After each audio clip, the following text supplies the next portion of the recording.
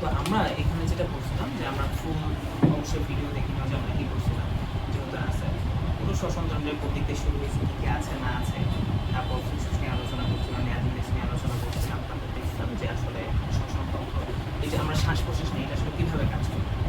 ঠিক আছে, দেখে নিন ভিডিও, তাহলে বুঝবেন। এখন এখানে ছোট্ট একটা কাজ, মানে একটা জিনিস বাকি রয়েছে, সেটা হচ্ছে শ্বসনতন্ত্রের কাজ।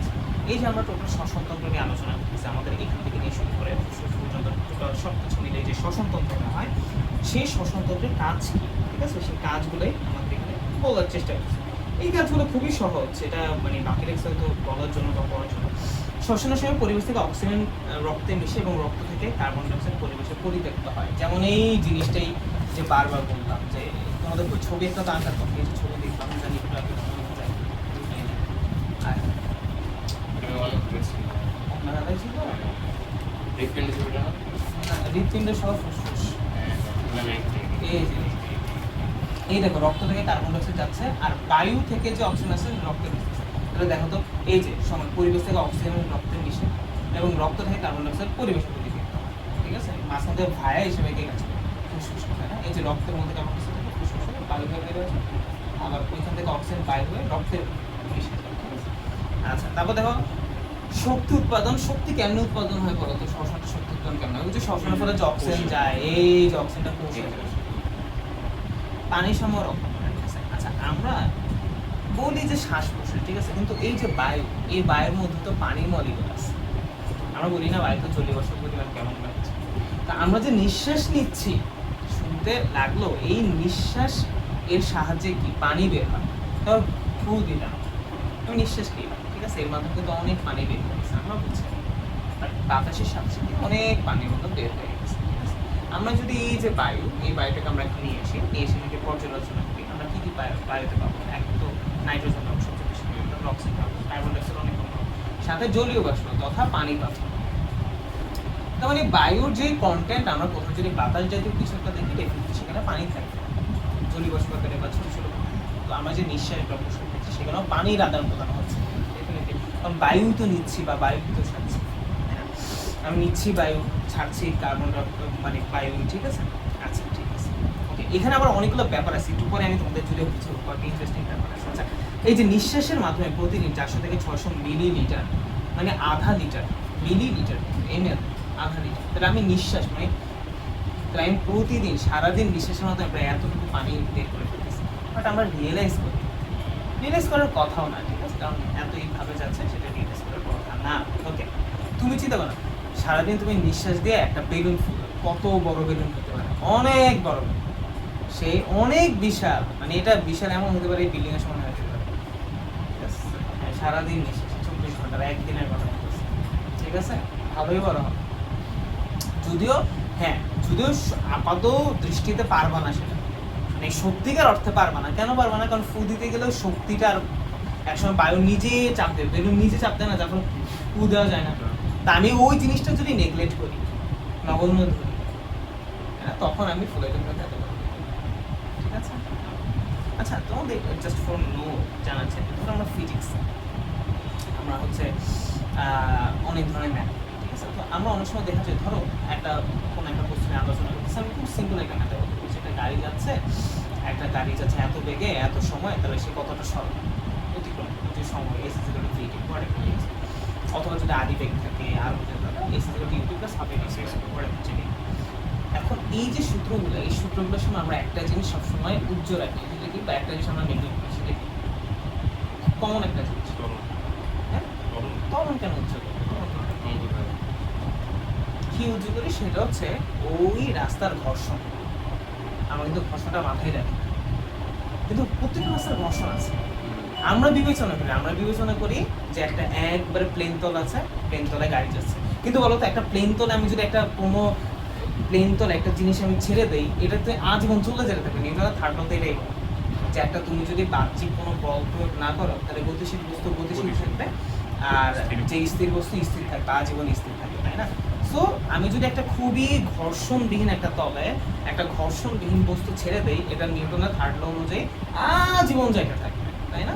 আজীবন জায়গা থাকবে, কিন্তু আমরা তো দেখে আজীবন যাবে না। যাই হোক, তা আমাদের যেই ফিজিক্সের প্রশ্ন, সেই প্রশ্নটা কিন্তু সবসময় ঘর্ষণটাকে মানে ধরা হয় যে একটা আদর্শ রাস্তা, আদর্শ বলতে ঘর্ষণ, যেটা বাস্তবে সম্ভব না। ঠিক আছে, তো আমরা ফিজিক্সের সমস্যা যেই মানলাম এটা কিন্তু আদর্শ কোনো কারণ। আবার ধরো আমরা প্লাসের ম্যাথ করতেছি, কথার কথা মানলাম ক্রিকেট বল দিয়ে করি, আমাদের অনেক বেশিরভাগ ক্রিকেট দিয়ে আসে, ফুটবল দিয়ে ঠিক আছে, বা কেউ এমনি ছুঁড়ে মারলো, তীর ছুঁড়ে মারলো, অনেক কিছু। বাট এবার আমি বলছি তোমাদের সময় যেটা ইম্পর্টেন্ট সেটা হচ্ছে এইভাবে, যেটা আমি বলছিলাম একদম ধরো এটা হচ্ছে প্লেন, যে এইখান থেকে ছেড়ে দিই, এবার এই যে এবারই এটা আসছে, এটা ঘুরে ফিরে আমি বলতেছিলাম যে এটা তোমাদের কত সাথে, ও তোমরা তো 27, তাও আসে, ঠিক আছে, তাহলে তোমাদের জন্য অন্যটা হইবে, ঠিক আছে। এই বলছিলাম যে এবার এটা আসতে পারে, এবার এসে হচ্ছে, ঠিক আছে, ঠিক আছে, মাইনাস হ্যাঁ একটু অন্যরকম কথার কথা, কিন্তু এটা কঠিন না, এগুলো সহজ। আমি আমরা নর্মাল পাসের কথা বলছি, ঠিক আছে, মারলাম ওটা কিছু, আমরা পাস মারার সময় কিন্তু ভাই তুমি একটা ফুটবল বলো, তুমি একটা ফুটবল মারলাম, এই ফুটবল কি সবসময় সুন্দর মতো যায়? ও কার্ভ করে না, দেখো না কার্ভ কেন করে?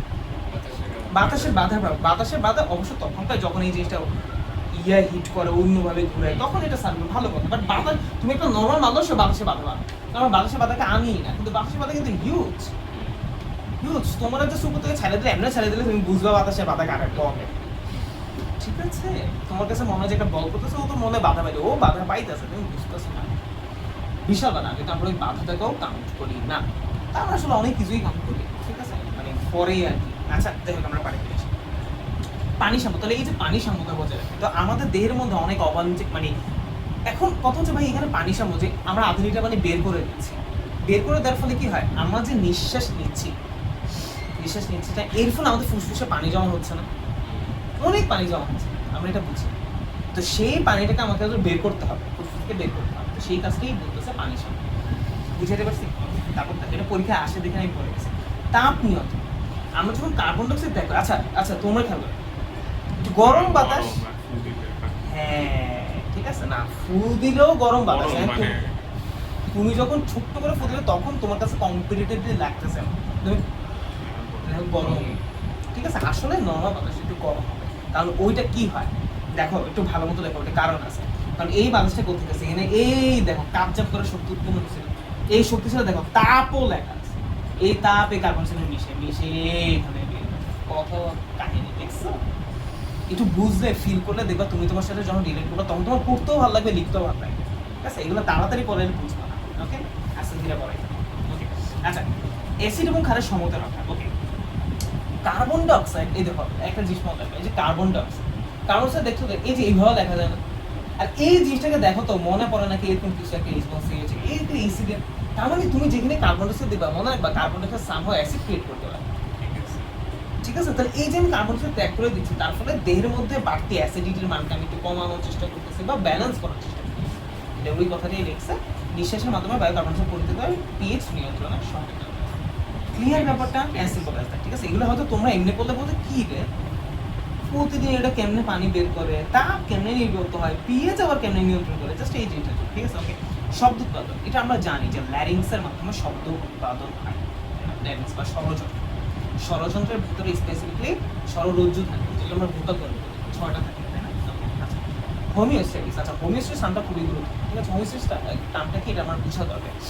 আচ্ছা তুমি কি কখনো খেয়াল করছো, ধরো এখন আজকে বাইরের টেম্পারেচার কত, বাইরের টেম্পারেচার হচ্ছে কত, ধরো এই মুহূর্তে আমি কত করতে পারি, হয়তো 29, 8, 9, 35 না, এত ভালো বৃষ্টি হচ্ছে না এই জন্য, এমনি না হলে ফেললে 35 হইতো, হ্যাঁ 35 হইতো, এমনি নর্মালি 30, 31, 32 থাকে, ঠিক আছে। তো ধরো 28, শীতকালে জিনিসটা আমাদের কম লাগবে, ধরো আমরা 17-18 ডিগ্রি সেলসিয়াস আসলাম, তবে আমরা এসিতে গেলে আমরা 24 আসলাম অথবা 22-তে হোয়াট এভার রাখলাম, কিন্তু তোমার শরীরের তাপ কি তার ফলে কমছে, তোমার শরীরের ভিতরে তাপ কিন্তু কমে, কথাটা বুঝতে হবে। তুমি এই যে তুমি তপ্ত গরম থেকে বাইরে থেকে বের হয়ে আসছো, তুমি ভেতরে আসো, হ্যাঁ তুমি গায়ে দিলে একটু মনে করবে ঠান্ডা, ওইটা জাস্ট তোমার স্কিনের উপর লাগছে বলে ঠান্ডা, এই জিনিসটা তোমার আসল যে টেম্পারেচার, সেই টেম্পারেচারটা কিন্তু কোনো পরিবর্তন হয়নি, ঠিক আছে। তাইলে বাইরের তাপমাত্রা যাই হোক, ভেতরের তাপমাত্রাটা যে বজায় রাখতেছে, এই যে কোনো কিছু বাইরে চেঞ্জ হইলো ভেতরেও জিনিসটা ওইভাবে চেঞ্জ হবে না, ভেতরে তার জিনিসটা তাকে বজায় রাখবে, এই ঘটনাকে বলে হোমিওস্ট্যাটিস,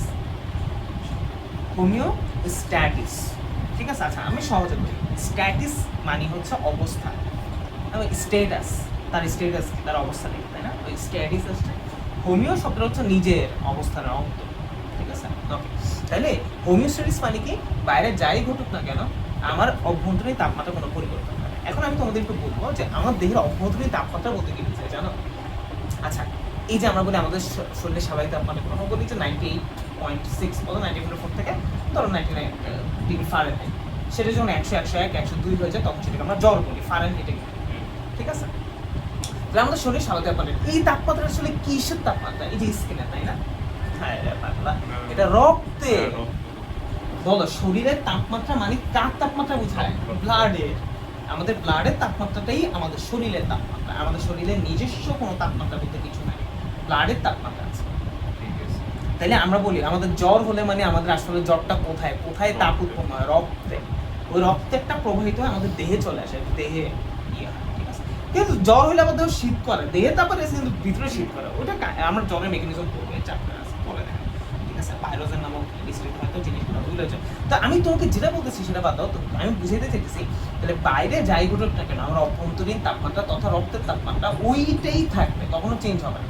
এমন যদি হতো বলো তো বাইরের তাপমাত্রা বেড়ে গেছে, আমার ভেতরেও তাপমাত্রা বাইরে গেছে। আচ্ছা কথার কথা, আমি যদি সৌদি আরবে যাই, আচ্ছা আমাদের দেশ স্বাভাবিক যে তাপমাত্রা এটাকে যদি আমি সেলসিয়াসে কনভার্ট করি কত হয়?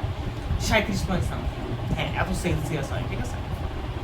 37.2 সেলসিয়াস প্রভাব এরকম, ঠিক আছে। তো ধরো সৌদি আরবে গেলাম 45 ডিগ্রি, স্যার 45 ডিগ্রিতে ফারেনহাইট কনভার্ট করলে কত জানো? 112 ডিগ্রি জ্বর, 112 ঘাড়া জ্বর হবে না, ওর কি ওরকম হয়ে যাবে? সৌদি আরবে মানুষ থাকতেছে না, ওই দেহ তাপমাত্রার ওই পর্যায়ে যায়, বাইরের তাপমাত্রার সাথে যাচ্ছে না, দেহ তাপমাত্রা সে বজায় রাখতেছে। আবার ধরো আমি ইয়েতে গেলাম, ফিনল্যান্ডে গেলাম বা নরওয়েতে গেলাম বা সাইবেরিয়াতে গেলাম, -4 ডিগ্রি, আমার -4 লাগবে না, আমার দেহের রক্তের তাপমাত্রা যদি কোনোভাবে 30 এসে বলে আমি কট 30 এসে বললে সেটাকে মাইনাস, তার মানে আমার দেহের তাপমাত্রা কিন্তু চেঞ্জ করছে না। দেহের তাপমাত্রা বলতে আবারও বলতে স্কিনের তাপমাত্রা না, সেটা হচ্ছে রক্তের তাপমাত্রা, ঠিক আছে। তাহলে এই জিনিসটা আমার এখানে বোঝানো হয়েছে। আচ্ছা উদ্দায়ী গ্যাস, উদ্দায়ী গ্যাস কি? আমরা উদ্দায়ী জিনিস কি এটা আমরা জানি, কি বলতো তরল না হয় বাষ্প, ঠিক আছে। দেহ থেকে কিছু উদ্দায়ী গ্যাস যেমন ক্লোরোফর্ম, ইথার, অ্যামোনিয়া ইত্যাদি নিষ্কাশন হয়। এখন তোমাদের একটা জিনিস আমি দেখি তোমরা এটা বলবে, কোনো জিনিস পড়লেই যে এটা তোমরা মানে বুঝতে হবে, ফিল করতে হবে। বল এখানে এমন কি আমাদের শরীরে কি কঠিন জিনিস আছে? তাহলে এখানে এই কথা লিখতো কেন? বলো এই ছোটখাটো জিনিসগুলো তোমাদের বুঝতে হবে, ফিল করতে হবে। এটা না বুঝলেও কোনো সমস্যা নেই, কিন্তু বুঝতে হবে। বলো কি বোঝাইতে চাইছে? আবার বলছে দেহ থেকে কিছু উদ্দায়ী গ্যাস যেমন হচ্ছে ক্লোরোফর্ম, ইথার, অ্যামোনিয়া ইত্যাদি, এগুলো মানি কি বুঝাইছে, কি বুঝানো?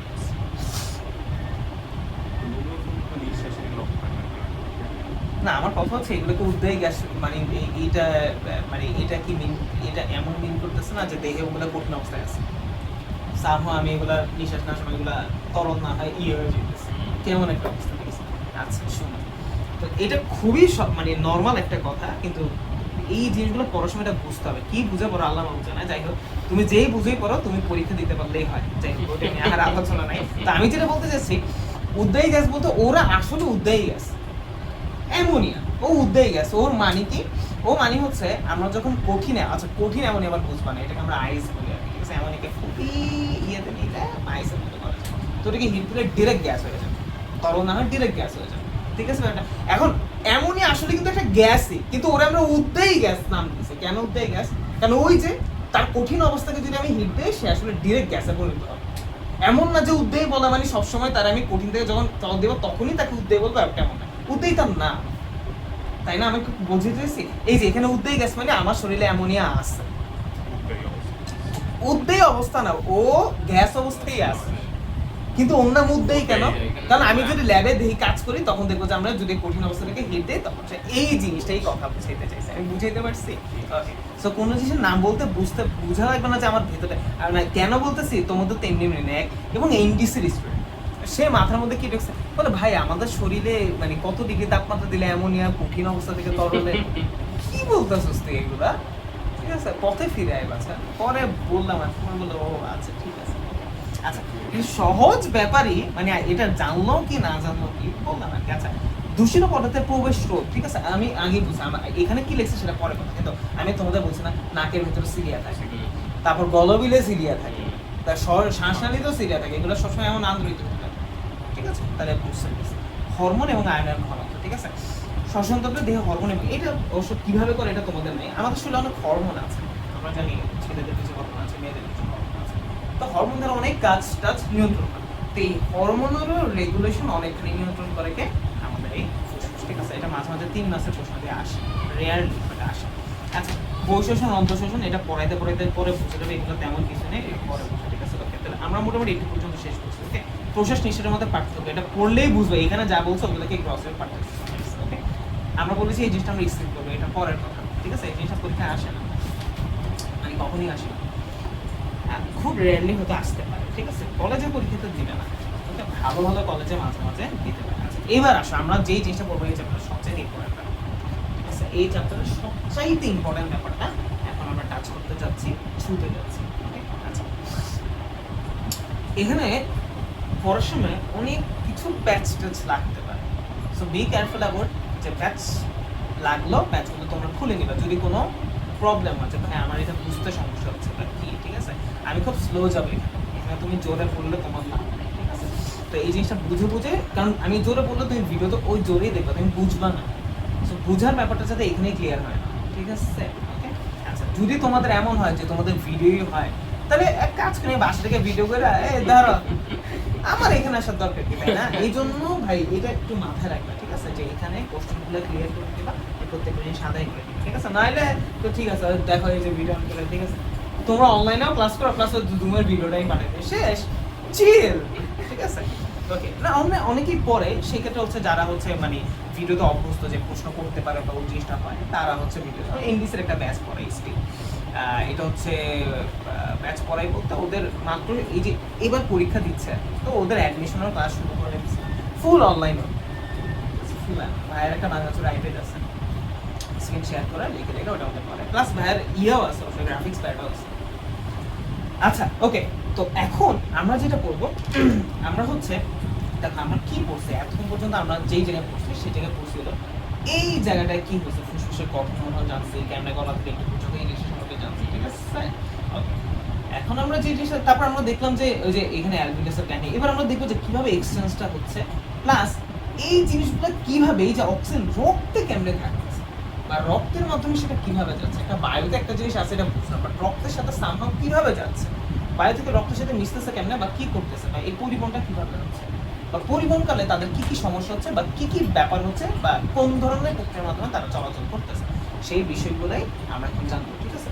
প্রথমে দেখো আমরা দুই ধরনের জিনিস পরিবহন করি, তাই না? দেখো এই যে একটা অন্য কালারের ইয়ে করতে হাইলাইটার, তো হলুদ হাইলাইটার আছে, এটা দেখো তাহলে হলুদ হাইলাইটার আছে, আচ্ছা না না না বুঝতে লাগবে, এটা দিয়ে ওটা কালারের কালার সেম হয়ে গেছে, এটা দিয়ে অপশন করব না, দাও হলুদটা দেখা, একটা দাও, এটা দিয়ে হবে, এটা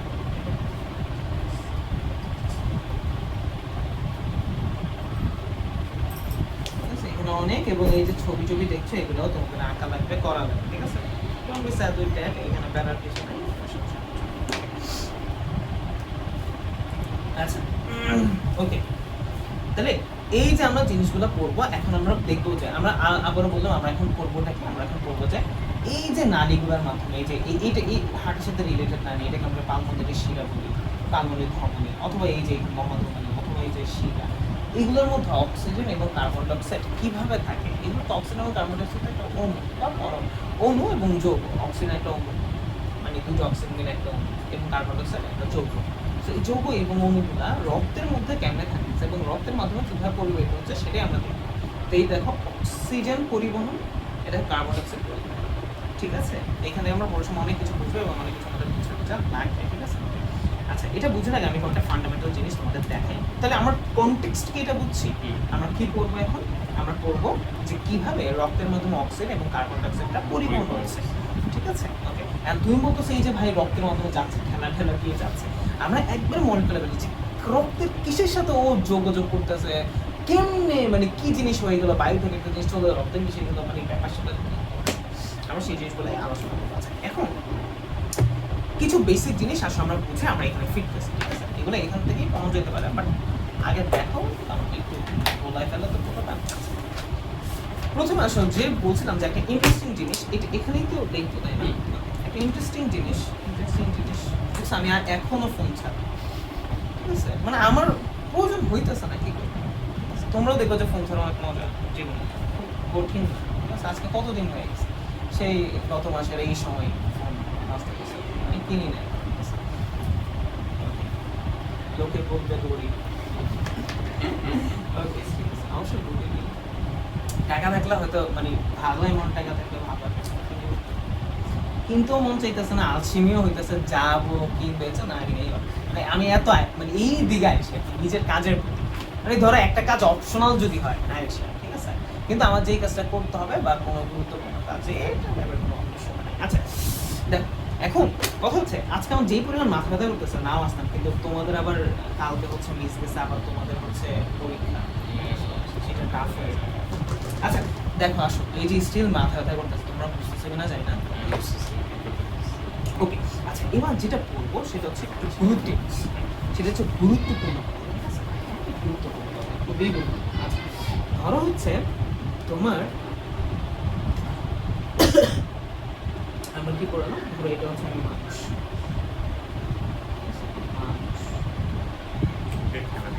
হ্যাঁ ও ভাই ওদের খেলার সুযোগ দেয় না, ওরা কি খেলবে ভাবতে দেয় নাই, খাবে কি খেলবো নাই মাই শুরু করে দিচ্ছে। মানে ঠিক আছে একটু ভাবসা বুঝবে, একটা শুরু তো কি শুরু, ও ভাই কালকে খেলা আমার ভাই কপাল, আমি যে দশ ও করবে করতে পারে, ও কি খেলা ভাই, কেউ ভাবছে, সবাই ভাবছে হার্ড কম্পিটিশন, ভালো এবং এবং হ্যাঁ হ্যাঁ এবং এটা হচ্ছে খুব মানে কমনলি মানুষ ধরে নিছে যে খেলা ফাইট হবে বাট যাবে ফ্রান্স, প্রায় কনফার্ম, মানে খুব রেয়ারলি মানুষ হচ্ছে স্পেন, কিন্তু কি শুরু করলো। এবং এখানে যে এমন না যে ওরা কোনো ওরা খেলছে না, ওরা শুরুতে চান্সই দেয় নাই। কালকে ডিফেন্ড যা দিছে গোলকিপার আইসে খেলা দিছে পরে এমবাপ্পে গোলকিপার দিতে পারে। ইন কেস ফাইনালে যদি ধরো কথার কথা আজকে আমরা আজকে নাও যেতে পারে Argentina, there is a huge chance, আশা রেখে যে যাবে। তোমাকে গন্তাছি না, তোমরা মনে আসো নেই মারা খাই, তোমাদের সাথে সেমিফাইনাল হওয়ার কথা ডাক দিছিল, চল সেমিফাইনাল খেলি, সেমিফাইনাল লাগেই নাই, নিজেরাও গেছে, ভাইরাও গেছে, চাচা বাপ টাপ সব যাইতেছে, যারই ধরে ব্রাজিল গেল, ব্রাজিলের পর সব ধরছে রোনালদো, রোনালদো সব এমবাপ্পে নিয়ে আসে, কি তোমরা করে দো আর হ্যারি কিন্তু ধরো আজকে যাক, তারপরে ফাইনালে লামিনে ওরে ধরো। আচ্ছা যাই হোক, তো আজকেরটা হইতে পারে মানে কি বলে তোমার মানে ভালো একটা হইতে পারে এবং হারতেও পারে, আচ্ছা বলা যায় না, বাট যদি জিতে যায় এবং ফাইনালে যায়, এবং ফাইনালে যদি আর্জেন্টিনা এই এতদিন ধরে যেই ভাবে খেলছে যে প্রথমে একটু দিছে ফাইনালে যদি স্পেনের সাথে এমন করে স্পেনের যদি কালকের খেলাটা দেয় তাহলে আর জিতবে, এটা সম্ভব। আর্জেন্টিনাটা তো ফুল হইতে একদম, ওরা প্রেসের উপরেই ছিল কালকে, মারতেই আছে কোনো কি রে ভাই, বলই পায় নাই, তাও লাস্টের দিকে কিছুটা পায়ে পরে দেখছিলাম কিছু ছিল, পাইনি কি খেললো। যাই হোক ওর পরে বলতেছিল আর কি, বলতেছিল যে আমাদের আসলে হয়নি। আচ্ছা আমরা পার্টি ফিরে আসি, এই যে একটু জোরে কথা বলে মাথার পিছন দেওয়ার।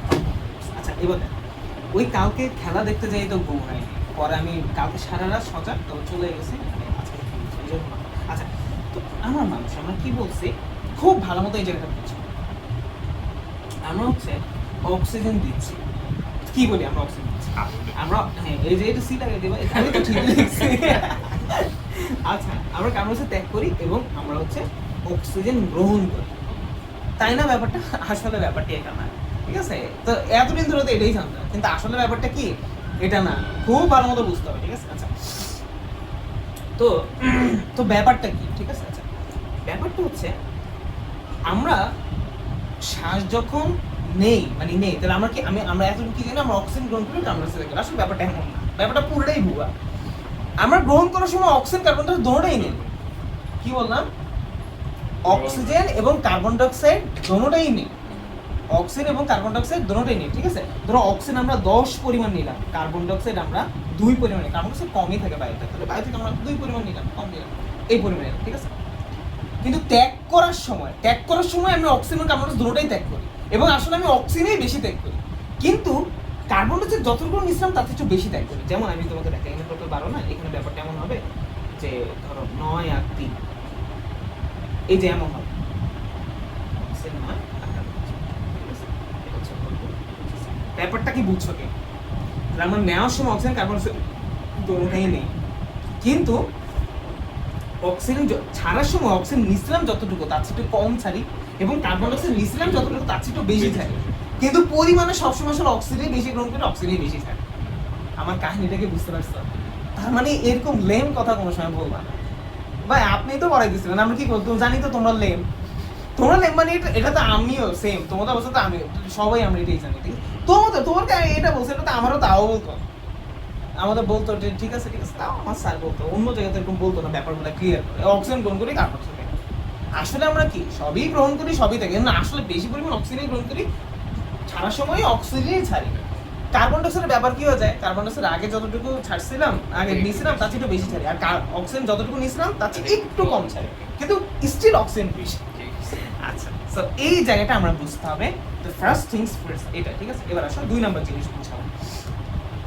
ব্যাপন প্রক্রিয়া আমাদের বুঝতে হবে খুব ভালো করে, ঠিক আছে? তো ব্যাপন প্রক্রিয়া কি? ব্যাপন প্রক্রিয়া মানে হচ্ছে, ব্যাপন মানে বেশি থেকে কম। দেখো ব্যাপন, এই যে ফর বেশি মানে কম। তো কোনো জিনিস যদি বেশি থেকে কমের দিকে যায় তখন তাকে ব্যাপন বলবো। এখন বেশি থেকে কম কি, বেশি ঘনত্বের এলাকা থেকে কম ঘনত্বের এলাকা থেকে যায় তখন তাকে আমি ব্যাপন বলবো, ঠিক আছে? ওকে, বল। ধরো এই পাশে বল আছে কয়টা? এই পাশে ধরো 1 2 3 4 5 6, 6টা বল আছে, ঠিক আছে? 6টা বল আছে। আর এই পাশে ধরো 3টা বল আছে। বলো কোন পাশে বলের ঘনত্ব বেশি? এই পাশে। তো এই পাশ থেকে যদি বল এই পাশে যায় তাহলে এটাকে আমরা বলবো ব্যাপন। ক্লিয়ার? তাহলে কোনো জিনিস যখন বেশি ঘনত্বের এলাকা থেকে কম ঘনত্বের এলাকা থেকে ধাবিত হবে, এই প্রক্রিয়াটার নাম হচ্ছে ব্যাপন। আমি বুঝাতে পারছি? আচ্ছা, এবার আসো। তাহলে ব্যাপন মানে এটা বুঝলাম যে এটা হচ্ছে ব্যাপন। ওকে, আচ্ছা এবার আসো, ধরো আমাদের রক্তের ক্ষেত্রে ব্যাপন কি হয়, বা এই ব্যাপারটা কি, আমরা ওই জিনিসে যাবো আর কি, ঠিক আছে? ওই জিনিসের সমস্যা নেই, ওই জিনিসে যাবো। তো ধরো আমরা তো জানি, আমরা ওই ফিগারটা দিয়ে ফিরে যাবো, এই যে দেখো পার ওই গেল আর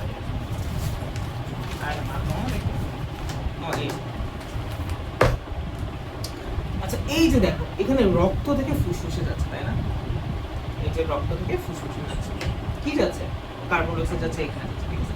তো এই জিনিসটা আমি যদি একটু বড় করে দেখি, ধরো এই জিনিসটাকে আমরা একটু বড় করে দেখি, বড় করে দেখে মানে কি, এটা ধরো হচ্ছে আমাদের কি ফুসফুস, ঠিক আছে? আর এটা ধরো হচ্ছে আমাদের রক্ত, ঠিক আছে? এটা হচ্ছে এটা ব্লাড, আর এটা হচ্ছে লাং, ঠিক আছে? লাংস, ঠিক আছে? ওকে, আচ্ছা। তা আমরা নরমালি কি জানি? আমরা জানি এই যে এখান থেকে CO2টা এই পাশে চলে যায়, এখান থেকে O2টা এই পাশে চলে আসে, ব্যাপারটা এমন না? ঠিক আছে, এমন বিষয়, ঠিক আছে? আবার এই CO2টা এই যে বাইরে বের হয়ে যায়, এই যে বাইরে বের হয়ে যায়, তাই না? আবার এখান থেকে অক্সিজেনটা গ্রহণ হয়, তাই না? এটা হচ্ছে মুখের বাইরে, এই যে এটা, আর এটা হচ্ছে এই যে এই জায়গাটা বুঝছে, এই জায়গায় বুঝে, এটা ভালো হইতো। আচ্ছা যাই হোক, এখন কি হয় দেখো তো একটা ভালো মতো। তার মানে এখানে বোঝা যাচ্ছে যে এখানে এই রক্তের মধ্যে কার্বন ডাই অক্সাইডের ঘনত্ব বেশি ছিল রেদার দেন ফুসফুসে কার্বন ডাই অক্সাইড ঘনত্ব। আচ্ছা ভালো মতো, আমাদের এই যে ফুসফুসের ভিতরে আর একটু সহজ করা হচ্ছে, ধরো এই যে এটা হচ্ছে আমাদের এই যে রক্ত যাচ্ছে, এটা ধরো এই যে ফুসফুস, এই যে ফুসফুসটা আমরা বোঝানোর চেষ্টা করছি। তা আমরা জানি এই যে ভাই কার্বন ডাই অক্সাইড এই যে এদিকে যায়, এদিকে করে এটা বাইরে হয়ে যায়, তাই না? আবার এখান থেকে বাইরে থেকে আবার কে আসে? অক্সিজেন আসে, যেটা এসে এই যে রক্তে এই যে O2 হিসেবে এই যে রক্তে চলে আসে, তাই না? তাহলে এটা হচ্ছে ফুসফুস আর এটা হচ্ছে রক্ত। ভালো কথা। তারপর রক্ত এদিকে যে যায় কাজ করে। এখন আমি যেটা বুঝাবো খুব গুরুত্বপূর্ণ, দেখো এই জায়গার মধ্যেও কিন্তু কার্বন ডাই অক্সাইড থাকে, এই জায়গার মধ্যে অক্সিজেন থাকে, এই জায়গার মধ্যে সব জায়গায় সবকিছু থাকে আসলে। কারণ কি জিনিসটা সার্কুলেট হচ্ছে না, এমনকি যে পুরো ইয়ে নিয়ে বাকি পরটা আসবে, এখানেও রক্তের মধ্যে কার্বন ডাই অক্সাইড মিশ্রিত, এখানেও সবই মিশ্রিত, সব জায়গায় সবকিছু মিশানো আছে। তাহলে এখন প্রাথমিক অবস্থায় এই যে এখানে কার্বন ডাই অক্সাইডের ঘনত্ব যেটা থাকে, এখানে কার্বন ডাই অক্সাইড ফুসফুসের ভিতরে কার্বন ডাই অক্সাইড ঘনত্বটা কম থাকে, আর রক্তের মধ্যে কার্বন ডাই অক্সাইড ঘনত্ব বেশি থাকে। তাহলে বলো তখন রক্ত থেকে কার্বন ডাই অক্সাইডটা এদিকে চলে আসবে। আবার ফুসফুসের মধ্যে অক্সিজেন ঘনত্ব যা থাকে, রক্তের মধ্যে অক্সিজেন ঘনত্ব তার চেয়ে কম থাকে, যার ফলে ফুসফুস থেকে অক্সিজেন রক্তে চলে আসে। এখানেই ব্যাপারটা হচ্ছে। তাহলে বলো আমাদের যে একটু আগে আমরা দেখাইছিলাম, একটু আগে বলতে মানে যেদিনই দেখাই, এই যে এখানে কি হয়েছে, এই যে এখানে কি হয়েছে, এখানে কার্বন ডাই অক্সাইড এখানে গেছে, মানে ব্যাপক প্রক্রিয়া আমাদের। কারণ রক্তের মধ্যে যে কার্বন ডাই অক্সাইড ছিল তার যে ঘনত্ব, সেই ঘনত্ব ছিল বেশি, ফুসফুসে যে কার্বন ডাই অক্সাইড যাচ্ছে, তার ফলে এই রক্ত থেকে ফুসফুসে চলে গেছে কার্বন ডাই অক্সাইড। আচ্ছা, আর এখানে ফুসফুসের মধ্যে যে অক্সিজেন ছিল তার চেয়ে রক্তে যে অক্সিজেন ছিল তার ঘনত্ব কম ছিল, যার ফলে ফুসফুস থেকে রক্ত চলে গেছে। এইভাবে মূলত ব্যাপন প্রক্রিয়ার মাধ্যমে এক্সচেঞ্জ হয়। বুঝতে পারছি ব্যাপারটা? এটার মানও আছে যে এটা কত ঘনত্ব বা এটা কি, বা এটা আরেকটা হচ্ছে চাপের ফল। আচ্ছা, চাপের ফলে কি সেম আমরা ঘনত্ব দিয়ে বুঝেছি না? এখানে ধরো কার্বন ডাই অক্সাইডের চাপ বেশি, এখানে কার্বন ডাই অক্সাইডের চাপ কম, তাহলে এই যে বেশি চাপ থেকে কম চাপ, সেম ঘনত্ব দিয়ে চাপের হিসাবটা আমরা যখন গ্যাস নিয়ে আলোচনা করবো তখন চাপের হিসাব নিয়ে বেশি করে। ঠিক আছে, তাহলে বেশি জায়গা থেকে কম জায়গার মধ্যে এটা আছে। এবার আসলে আমরা পড়ায় ফিরে আসবো। হ্যাঁ অবশ্যই আলাদা, কিন্তু ওই যে ব্যাপনের ক্ষেত্রে আমরা ব্যাপারটাকে এক বলতে পারি। ঠিক আছে, আচ্ছা তুমি একটা চিন্তা, যে জায়গায় ঘনত্ব বেশি সেই জায়গায় চাপও বেশি, রিলেট করা ব্যাপারটা, তাই না? আমার পরিবেশ আসলে আরো ব্যাপারটা ফিল। তুমি একটা রুমের মধ্যে ধরো ওই যে আমরা পড়াইছিলাম, একটা রুমের মধ্যে ধরো 10 জন আছে, আর একটা রুমের মধ্যে ধরো হচ্ছে 5 জন আছে, সেম যদি আকৃতি হয় তাহলে ডেফিনেটলি কোন রুমে চাপ বেশি হবে, মানুষ যে রুমে বেশি ঘনত্ব যে রুমে চাপ। আচ্ছা, তো এখন আমরা যেটা পড়বো খুবই ইম্পর্টেন্ট পড়া, এটা হচ্ছে আবার এটা বেশি important, ঠিক আছে? এখন আমরা দেখবো অক্সিজেনটা রক্তের মধ্যে কেমনে পরিবহন হয়। প্রথমে অক্সিজেন, তারপর আমরা দেখবো কার্বন ডাই অক্সাইড। খুবই গুরুত্বপূর্ণ, ঠিক আছে? আচ্ছা, এখানে ফিগারটা তুমি বুঝছো কিনা এখানে বলি। আমরা একটু আগে এটাকে ফুসফুস ধরছি না, কিন্তু আসলে আচ্ছা আমাকে একটু বলবো যে আমরা যদিও এখানে ফুসফুস ধরছি, কিন্তু আমি বারবার একটা বলছিলাম যে আসলে কিসের সাথে পরিবর্তন, অ্যালভিওলাস। মূল কাজটা কে করে? অ্যালভিওলাস। আমরা মূলত অ্যালভিওলাসের মধ্যে এসে অক্সিজেন কার্বন ডাই অক্সাইড এই যে আমরা বলি যে এক্সচেঞ্জ হয় বা ফুসফুসে চলে গেছে, ওটা অ্যালভিওলাস লেভেল, একদম লাস্ট পর্যায়ে অ্যালভিওলাস। আমরা অ্যালভিওলাসকে একসাথে বাইরে থেকে ফুসফুস আকারে দেখি না, আসলে ওইভাবে না। অ্যালভিওলাস থাকে, তার উপর একটা আবরণ থাকে, নাম কি প্লিউরা। বুঝছো একটা আবরণ ভেদ করে ওইটার মধ্যে চলে যেতে পারে। প্লিউরা খুবই পাতলা, যদিও সেটা দ্বিস্তরী, আবার সেটার মধ্যে প্লিউরাস রসও আছে, ঠিক আছে? সেটা আবার দুই, ভিসেরাল প্লিউরা, প্যারাইটাল প্লিউরা, ঠিক আছে? খুব মনে আছে। আচ্ছা,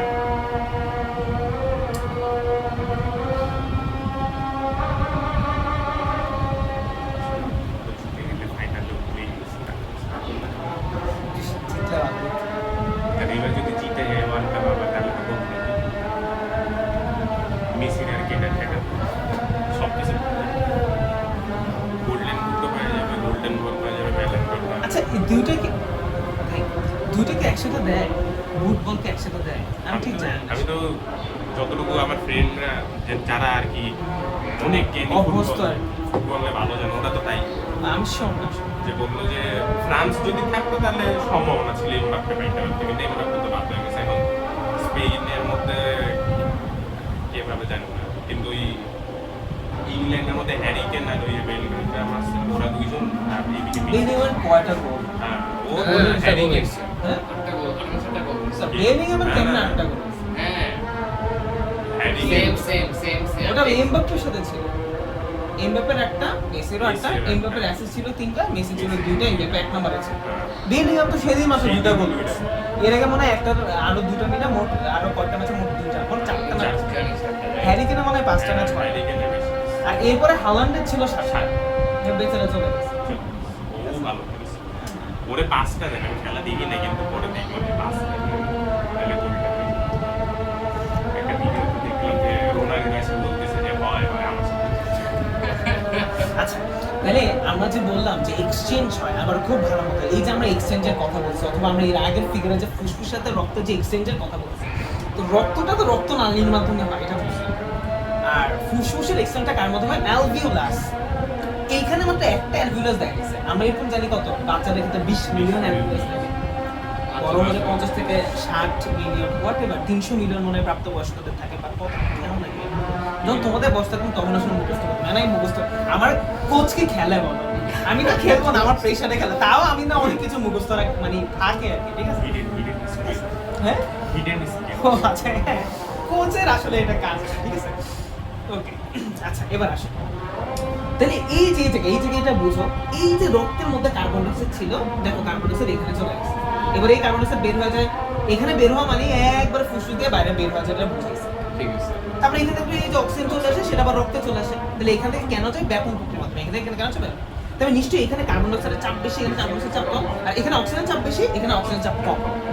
আমরা ওই জিনিসটা এখানে দেখবো, so be careful about it, ঠিক আছে। আগে তোমাদের প্রিসিশনটা বললাম যে এখানে কি হয়, সিনারিওটা বললাম। আচ্ছা প্রত্যেকটা জিনিস আমাদের ভালো মতো। প্রশ্বাসের মাধ্যমে আগত বাতাস ফুসফুসে পৌঁছায়। প্রশ্বাস মানে কি? শ্বাস গ্রহণ। এই যে আগত বাতাস ফুসফুসে চলে, তাহলে আমি নিলাম, একবার ফুসফুসে গেল, ফুসফুসে যাওয়া মানে আমি এখন কি ধরে নিছি? অ্যালভিওলাসে গেছে কেন বলো? ফুসফুসে ধরা মানি তো অ্যালভিওলাসে গেছে না। অ্যালভিওলাসের দেখি পারো নাকি? আমি তো পুরো, আমার মনে আছে কিনা আমি জানি না, তোমাদের তো মনে থাকার কথা। বলো কি হয়? প্রথমে হচ্ছে শ্বাসনালী, তারপরে ব্রঙ্কাস, তারপরে primary bronchus, secondary bronchus, tertiary bronchus. বলো তো সেকেন্ডারি টারশিয়ারি ব্রঙ্কাস আরেকটা নাম আছে কি? একটা সেগমেন্টাল ব্রঙ্কাস, একটা লোয়ার ব্রঙ্কাস, ঠিক আছে। তারপরে কইলা, তারপরে শ্বসন ব্রঙ্কিয়ল, তারপর হচ্ছে প্রান্তীয় ব্রঙ্কিয়ল, ঠিক আছে। তারপরে অ্যালভিওলার নালী, তারপর অ্যালভিওলার থলি, তারপর অ্যাট্রিয়াম, তারপর অ্যালভিওলাস। খুব ভালো মনে আছে, এক্সেলেন্ট। তোমাদের বদলে আমি আচ্ছা ঠিক আছে, দেখো এবার না প্যারা, এটা তোমাদের মনে থাকবে না, এটা মনে থাকলে তো আমি অমানুষ ভেবে পাবো, ঠিক আছে না? স্বাভাবিক ভাই, আমি কোনো স্টুডেন্ট এটা স্বাভাবিক না যে এটা সে যদি পড়তো রে ভাই তাইলে মনে থাকবে না। আমি তো জানি তো তোমরা পড়বা কেন, তোমাদের পরীক্ষা আছে, স্বাভাবিক। এটা আমি এমনি জোক চাপাই করছি, ঠিক আছে। এরকম ইনহ্যামন মানুষ হওয়ার দরকার নেই, ঠিক আছে। অনেক টিচার মনে করে যে তো অনেক মনে আছে ভাই, উনি ধরো আমি পড়ে, আমার তো একটা মনে থাকার অভ্যস্ততা আছে। আমি তো বুড়া, আমার মনে আছে। বুড়া বেটা তুই কয় বছর ধরে পড়ে আছে? 30-40 বছর ধরে এক জিনিস পড়াইলে তো মাথার মধ্যে ঘাটবে, 5-7 বছর পড়াইলেই মাথার মধ্যে গেঁথে যায়, ঠিক আছে। উল্টা যে মনে থাকে না, এটা অর্ধেক জিনিস তোর মনে থাকে না, এটা তোর ব্যর্থতা। পড়া পাই না, একবার শুনে পরের দিন মনে থাকে না তোমাদের।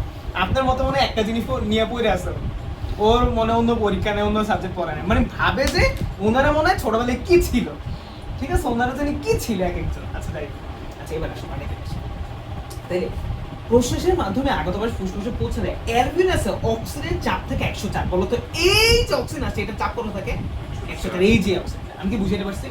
তাহলে ফুসফুসে একবারে তোমাদের পড়া কিন্তু বুঝাচ্ছি। তাহলে অক্সিজেন আসলো, অক্সিজেন অ্যালভিওলাসে চলে গেছে, ও আবার নিঃশ্বাসও নিয়ে গেছে, অ্যালভিওলাসে চলে গেছে। এখন এই যে অ্যালভিওলাসের ভিতরে মানে এই যে এটা এখানে আছে, এই যে অক্সিজেনটা এখানে আছে, তার চাপ কত?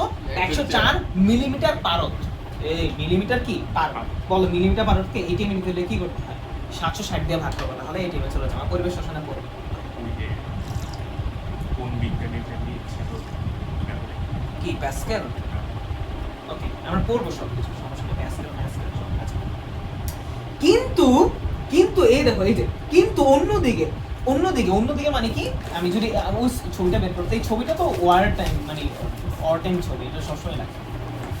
দেখছো প্রথম জিনিস এটাই পড়াইছো, এটাই কতবার করতেছে। আচ্ছা তাহলে এই যে ফুসফুস থেকে অক্সিজেন আসলো, অক্সিজেন যে এখানে আসে এর কত? 104 থাকে।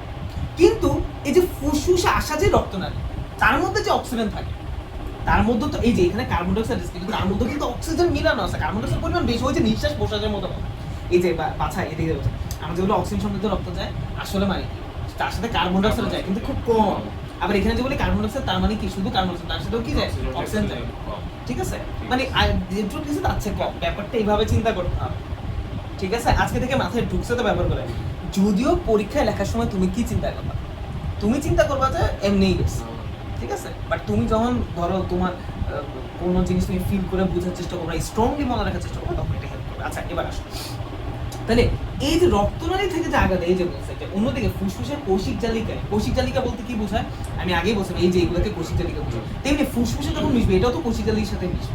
এই যে রক্তনালীটা আসলে ফুসফুসে অ্যালভিউলাসের সাথে এই জায়গায় আসলে কৌশিক জালিকা, এগুলো আসলে কৌশিক জালিকা। এই যে ছোট ছোট জিনিস আসলে রক্তনালী কৌশিক জালিকা হোয়াটএভার যেটা, রক্তনালী আরো ছোট ছোট হয়ে গেলেই তো আমরা কৌশিক জালিকা। কিন্তু কৌশিক জালিকায় যে অক্সিজেন আছে তার কত 40 মিলিমিটার পাবে। তাহলে এই জায়গায় কত পাইছি আমি? হ্যাঁ এটার মধ্যে পাইছি, হ্যাঁ এই যে এটার মধ্যে 104, আর এখানের মধ্যে কত পাইছিলাম? 40। তাহলে এটা কই যাবে? এখান থেকে এখানে আসবে, বুঝছো ওটা? এবার তাহলে উল্টা কাহিনী। সুতরাং অক্সিজেন ব্যাপক প্রক্রিয়ায় ফুসফুস ঝিল্লি ভেদ করে রক্তে প্রবেশ করে। ফুসফুস ঝিল্লি কেন? ঝিল্লি কোনটা? প্লিউরা। এই যে অ্যালভিউলাস আর এই যে বেচারা এই প্লিউরা, তাহলে এটা ভেদ করে এদিকে চলে আসে। ক্লিয়ার? এবার আসো উল্টা। এই ব্যাপন, ও আচ্ছা এটা একটু লিখছে, এই ব্যাপন যতক্ষণ না অক্সিজেনের চাপ 100 মিলিমিটার উপর ততক্ষণ চলতে থাকবে, ঠিক আছে? আচ্ছা এবার আসো, এই যে দেখো এখানে 100 চাপ ছিল, এখানে কত? 40 না? রক্তে যতক্ষণ না এটা 100 পর্যন্ত হিট করবে ততক্ষণ পর্যন্ত এটা হতে থাকবে। উল্টা ভাবে আরেকটা জিনিস বলা যায়, যতক্ষণ পর্যন্ত দুইটারই সমান হবে। তাহলে ব্যাপন প্রক্রিয়া কতক্ষণ চলতে থাকে? যে কোনো ব্যাপন, দুই পাশের চাপ অথবা দুই পাশের ঘনত্ব যতক্ষণ না সমান হবে ততক্ষণ ব্যাপন চলতে থাকে। বুঝেছি? তাহলে এটাও দেখা যায় যে এটার এদিকে ছাড়ছে, এটা 100 উঠে যায়, এটাও তখন 100 থাকে, মানে দুটো মিল থাকে। এটা যদি 100 চাপ থাকে 100 নেমে আসে, তখন দুটো সেম থাকে। তো শুধুই রক্তেটাই বলছে যে রক্তে অক্সিজেন চাপ 100 মিলিমিটার উপনীত হওয়া পর্যন্ত এটা। তাহলে রক্তে যখন 100 উপনীত হয়ে যাবে তার মানে কি বোঝায়? ফুসফুস এবং রক্ত, ফুসফুস কোথায়? অ্যালভিউলাস এবং রক্তে আমার অক্সিজেন চাপটা সমান হয়েছে, মানে ব্যাপক প্রক্রিয়া অফ হয়ে গেছে, মানে অক্সিজেন পাস হওয়াটা এখন অফ হয়ে গেছে। ঠিক আছে? আচ্ছা, শুধু এখানে অক্সিজেনের কথা বলছে, আমি কিন্তু সেম জিনিস কার্বন ডাই অক্সাইড ক্ষেত্রে বলতে পারি। এখানে তথ্যটা দেয়নি, আমি জানি না, হয়তো অন্য জায়গায় পেতে পারি আমি। ঠিক আছে? আর বলছে 44 আর কত জানি। আচ্ছা এবার আসো, তাহলে বলে এখন আমরা কি প্রক্রিয়া দিলাম, এখন বুঝলাম কিভাবে এই ফুসফুস থেকে এই জায়গাটা এখানে চলে আসে। এবার আমরা দেখবো এই অক্সিজেনটা কিভাবে পরিবাহিত হয়। আচ্ছা ও কার্বন ডাই অক্সাইডটা এই যে এখানে দেখবে, এই যে এখানে দেখবো কোথায় আছে, পরে দেখা যাবে। ঠিক আছে? তাহলে বুঝছি যে এখানে আমরা অক্সিজেন, তাহলে প্রথম দেখলাম কিভাবে প্রেস করে এদিকে চলে আসে ব্যাপন প্রক্রিয়ার মতো। এবার দেখবো এই অক্সিজেনটা কিভাবে রক্তের মাধ্যমে যায়, কোন প্রক্রিয়া কি ফলো করে, কি জিনিস আছে। ঠিক আছে? এই যে রক্তে অক্সিজেন দুইভাবে তোমার পরিবাহিত, এই দুইভাবে আমরা শিখবো। একটাকে বলি ভৌত দ্রবণ রূপে, একটা বলি রাসায়নিক যৌগ রূপে। আসলে এই দুইটা জিনিস আমি এখন বুঝবো। ঠিক আছে? ওকে ঠিক আছে, ক্লিয়ার? তাহলে এখন দুটো জিনিস কি আমি ফিল করবো, তাহলে বল রক্ত যে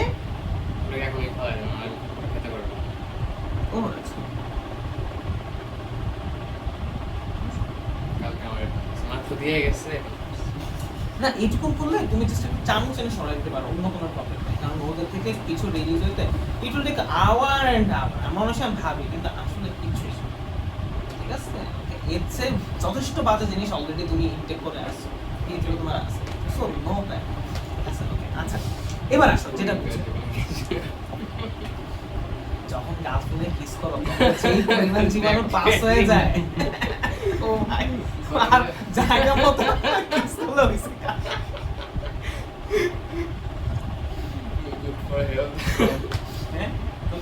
আচ্ছা এবার আসো, তাহলে এই যে রক্তর মানে অক্সিজেনটা যে রক্তে যাবে, অক্সিজেনটা রক্তে যাওয়ার পর সে দুই ভাবে পরিবাহিত হয়।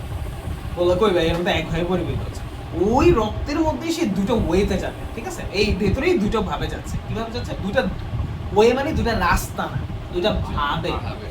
ঠিক আছে? আচ্ছা প্রথমটা হচ্ছে ভৌত দ্রবণ রূপে, তারপর হচ্ছে রাসায়নিক যৌগ। আসলে হচ্ছে এক ভৌত দ্রবণ রূপে বলতে কি বোঝায়? এখানে অক্সিজেনটা কোনো যৌগ গঠন করবে না, মানে রক্তের কিছুর সাথে মিলে কোনো যৌগ গঠন করবে না, ও যেমনি সেমনি থাকবে, ভেসে ভেসে ভেসে ভেসে চলে যাবে। এক। দুই নাম্বার রাসায়নিক যৌগ রূপে মানে ও কারোর সাথে যুক্ত হবে, যুক্ত হয়ে রক্তের মাধ্যমে চলে যাবে, কাউকে একটা ধরবে, ধরে রক্তের মাধ্যমে চলে যাবে। ওকে বুঝিয়ে দিতে পারছি? এক নাম্বারটা তুমি তুলনা করতে পারো সাঁতরে যাও, নিজে যে সাঁতরে যাও। দুই নাম্বারটা তুলনা করতে পারো নৌকা ধরে রাখা বা কিছু থেকে যেটা ওকে নিয়ে যাচ্ছে। এক নাম্বারটা ভৌত দ্রবণ রূপে বুঝি। আচ্ছা প্রতি 100 মিলি রক্তে, ধরো আমি একটা রক্ত নিলাম, ধরো এখানে, হ্যাঁ এখানে 100 ml রক্ত হতে পারে, মানে চা আছে 100 ml মতো চা, একটু বড় হলে 100 ml হবে। ঠিক আছে? ধরো একটু হলো 100 ml রক্তে, 100 ml রক্তে মাত্র 0.2 থেকে 0.3 ml রক্ত ভৌত দ্রবণ রূপে যায়। হ্যাঁ, প্রতি 100 ml রক্তের মধ্যে। আমাদের শরীরে কিন্তু 5000 থেকে 6000 ml আছে, মানে 5 থেকে 6 লিটার আছে। তো 5 থেকে 6000 জন্য কত হবে তাহলে? প্রতি 100 ml জন্য এত হয় 5000 থেকে 6000। ওটা হিসাব করা লাগবে না, আমি বললাম না। বুঝলেন? তো প্রতি 100 ml রক্তের মধ্যে 0.2 থেকে 0.3 ml রক্ত রসের পানিতে ভৌত দ্রবণ। আচ্ছা, রক্ত রস, আমরা রক্ত চ্যাপ্টার যখন পড়ছিলাম তখন একটু হয়তো বলছিলাম, শুরু থেকে একদিন মনে করার জন্য তোমাদের জানি না, ঠিক। একটা রক্তের মধ্যে 55% হচ্ছে পানি আর 45% হচ্ছে রক্তকণিকা। তো ওই যে পানি, ওটা বলি রক্তরস। আর রক্তকণিকাকে 3 ভাগে ভাগ করা যায়: লোহিত রক্তকণিকা, শ্বেত রক্তকণিকা, মাখিরাই বা চক্রিকা। সেগুলো আলাদা। আর এই 55% হচ্ছে রক্তরস বা রক্তের পানি। তো এই রক্তরসের মধ্যেই এই অক্সিজেনটা মিশে যায়, ঠিক আছে? মানে কোনো রক্তকণিকার সাথে মিশে, রক্তকণিকার সাথে মিশে না মানে রক্তরসের সাথে মিশে, ঠিক আছে? রক্তরস আর রক্তকণিকা একসাথে মিশানোই থাকে, যে রক্তের তার মধ্যে ছোট ছোট কণিকা থাকে, ওগুলো হচ্ছে রক্তকণিকা। আর রক্তের যে ইয়েটা দেখুন, ওটা হচ্ছে রক্ত, মানে রক্তরস। রক্তরসের কালার লাল হয়ে যায় বা রক্তের কালার লাল হয়ে যায় কেন বলতো? একটা জিনিস আছে না, খুব কমন, হিমোগ্লোবিন।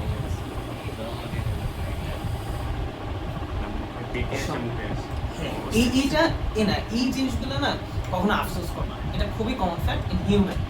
এটা প্রত্যেকটা মানুষের ক্ষেত্রে। এবং তুমি অনেক কিছু অনেকটা জানো এবং ফিল করো, কিন্তু কেউ যখন তোমাকে জিজ্ঞেস করে তখন আরে এটা কি হইলো, মানে এটা কি করতেছে, এটা কেন, বা এটা কেন হইতেছে, এটা পারতেছে না, এটা মারতেছে, এটা তোমার পারার কথা, ঠিক আছে? এটা কমন হিউম্যান মানে কি বল বিহেভিয়ার। সো এটা নিয়ে প্যানিক হতে পারে না, আমি কি করতে পারি, তুমি অর্থবিয়াস নট। আচ্ছা আচ্ছা, তাহলে এটা আমরা বুঝলাম কি। তারপর লাইনটা দেখো, দ্রবীভূত অংশই রক্তে 100 মিলিমিটার চাপ সৃষ্টির দায়ী। আচ্ছা বলো তো এবার খুব বলতে, এখান থেকে আমরা জানি রক্তের মধ্যে আসলে কত, রক্তের মধ্যে তাহলে চাপ কত পর্যন্ত, মানে কতক্ষণ পর্যন্ত ব্যাপন থাকে যখন রক্তে, তাহলে রক্তে সাধারণত যখন চলে যাবে তখন 100 নিয়ে চলে যায়, আবার কত পর আবার কমে যাবে, তখন আবার এখানে আসবে, তাই না? তাহলে এই যে 100 মিলিমিটার রক্তে একটা, আচ্ছা রক্তচাপ বলতে আবার কি বুঝো সেটা একটা গুরুত্বপূর্ণ। এই যে এটা যে বললাম রক্তচাপ, এটা মানে কি?